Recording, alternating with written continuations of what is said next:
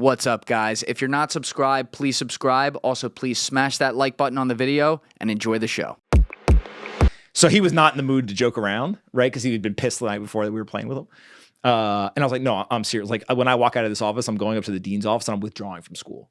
And he was like, what? Wait, how does that work? Like withdrawing from school, or just saying like, hey, I have to go serve, basically but I get to come back? So there's a federal protection. If you're a veteran, you get deployed. The school can't not let you come back. Understood. Right? So, but you have to withdraw. You have to let them know, hey, I'm not going to be in classes and stuff. Like, I'm not going to be attending. Got it.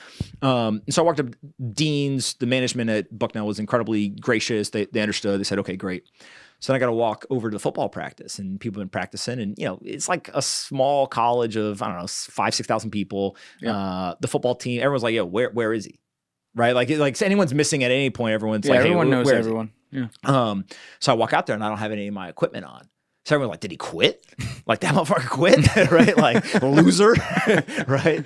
And so I walk out there and the head coach says, he goes, he's got something to tell you guys. And I tell them, I've withdrawn from school. I'm going to be deployed, all this stuff. And I remember one kid, he just stands up and goes, yo, like, you going to war?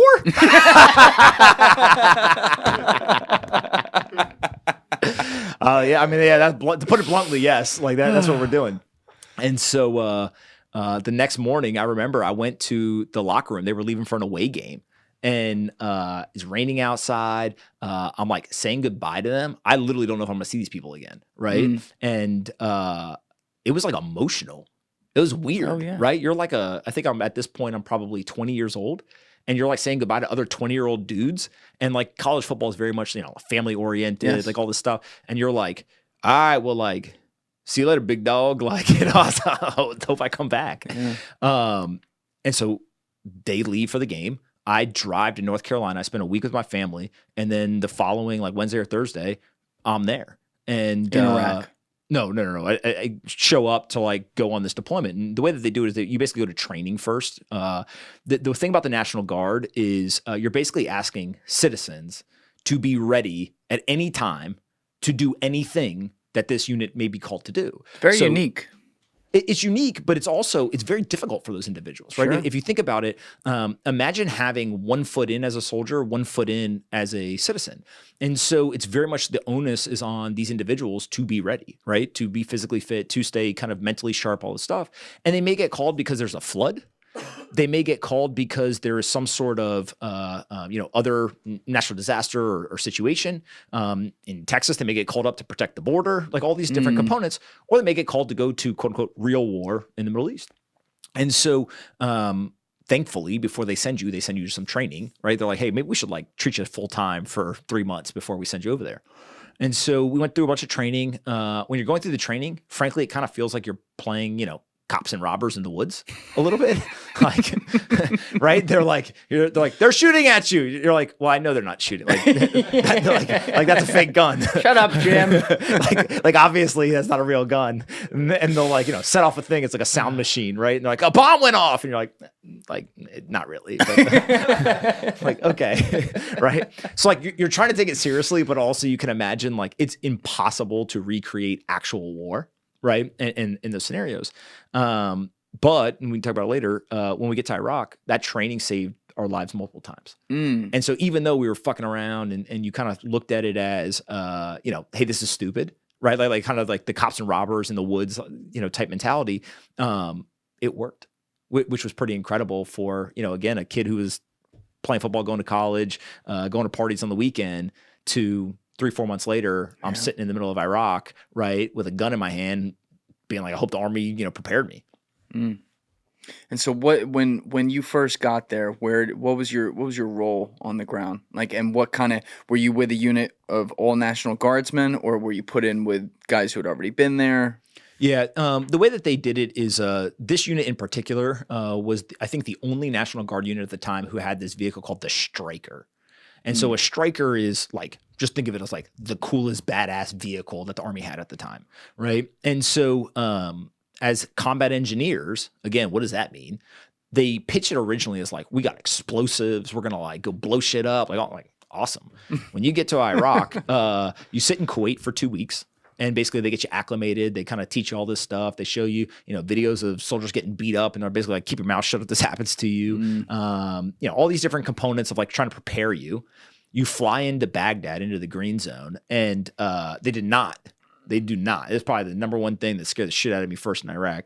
They do not tell you that when you're flying in, the helicopter is going to take like evasive maneuvers. So it starts like kind of flying in like a unstructured way.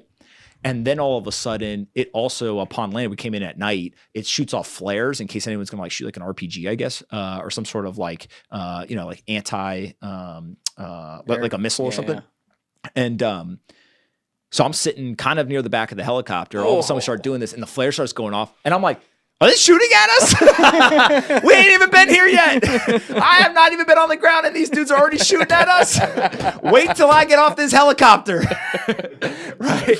And then like the guy who was like part of the crew of the helicopter is like, pipe down, kids. Like it's just the flares. You're like, God. Okay, well, that'd be nice to know before we land. Yeah. And so there's a lot of that going on. Like when you're, especially when you're in some of these combat roles, it's kind of like shut up and get over here. And like if somebody shoots at you, shoot back. Right. It's kind of like the mentality, but there's not a lot of prep work sometimes. And so you got to kind of, keep your head together and not just like react wildly to any situation, especially at this time, because the rules of engagement were changing quite often. How so? 2004, 2005, if you're going to a house and you think there's a bad guy in it and you kick in the door and somebody runs out the back, you can shoot them. It's a target house. Somebody's escaping. Guys, if you're still watching this video and you haven't yet hit that subscribe button, please take 2 seconds and go hit it right now. Thank you. The first time that anyone got blown up in Iraq, we saw guys running through a field at 3:30, 4 o'clock in the morning with guns, and we had to call for permission to shoot. Like, I don't think they're getting coffee. Yeah. Right? A bomb just went out. They just tried to kill somebody. They're running through the field that obviously the detonation device came from with guns. What do you think they're doing? I had to call for permission. And I remember the gunner of our vehicle called and got asked 3 or 4 times, are you sure they got a gun? Like, motherfucker, I see they got a gun. I got night vision and thermal imaging on my gun. Yeah. They definitely got guns. Do I have permission to fire? And so you can imagine the difference between, one extreme, which is pretty much anything goes. It's like, quote unquote, real war. Right. And we are invading a country. And so you can imagine all the brutality and just kind of nastiness that goes with that, to kind of the bureaucratization of war, where now like you got to get permission to do shit. And so you can imagine like, why do we end up in the situation we're in some of these wars? Well, like if you train people with a skill, but don't let them use the skill, not really going to get the result you want. Yeah. Now you said in there, you mentioned when you're coming in the green zone, there was a movie literally called that with Matt Damon. But can you explain that to people? Because this is kind of like a forgotten part of what Iraq was like once we got in there. That's very fascinating to me.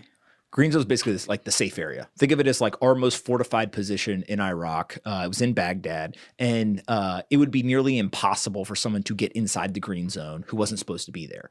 Lots of checks and security and all this kind of stuff. And so the green zone also, when you have a very fortified position, and we talk about position, we're not talking about like a square block. We're talking about like we took over the heart of Baghdad, essentially, right? And we have the full might of the U.S. military, both the Army and other armed forces, protecting this area. That is where you are going to take off from. You are going to land. That is where you're going to resupply. That is like the heartbeat of U.S. operations in all of Iraq. Thank you for watching the video, guys. If you haven't already subscribed, please smash that subscribe button and check out this clip's full podcast episode by clicking here or in the description below.